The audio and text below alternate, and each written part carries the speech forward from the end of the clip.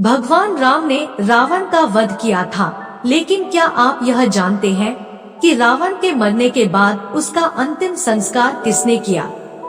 भगवान श्री राम ने रावण का वध कर उसके पूरे कुल का सर्वनाश किया था।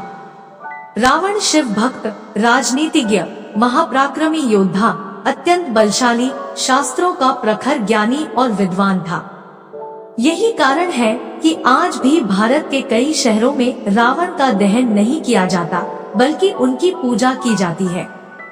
यह हर कोई जानता है कि मर्यादा पुरुषोत्तम भगवान राम ने रावण का वध किया था। लेकिन क्या आप यह जानते हैं कि रावण के मरने के बाद उसका अंतिम संस्कार किसने और कैसे किया था?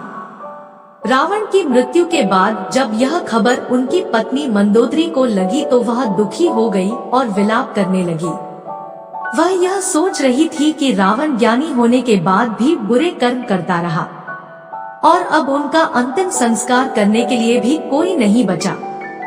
विभीषण वैसे तो रावण की मृत्यु से काफी दुखी थे, लेकिन जब भगवान राम ने उन्हें शांत कराकर रावण का अंतिम संस्कार करने को कहा तो उन्होंने अंतिम संस्कार करने से मना कर दिया और कहा कि वह एक भाई के रूप में राक्षस था।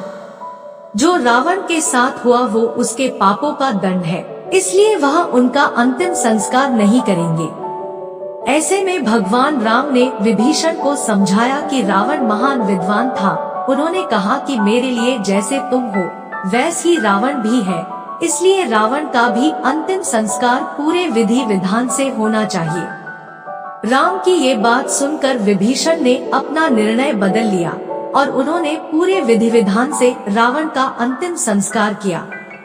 रावण का अंतिम संस्कार एक राजा की तरह किया गया।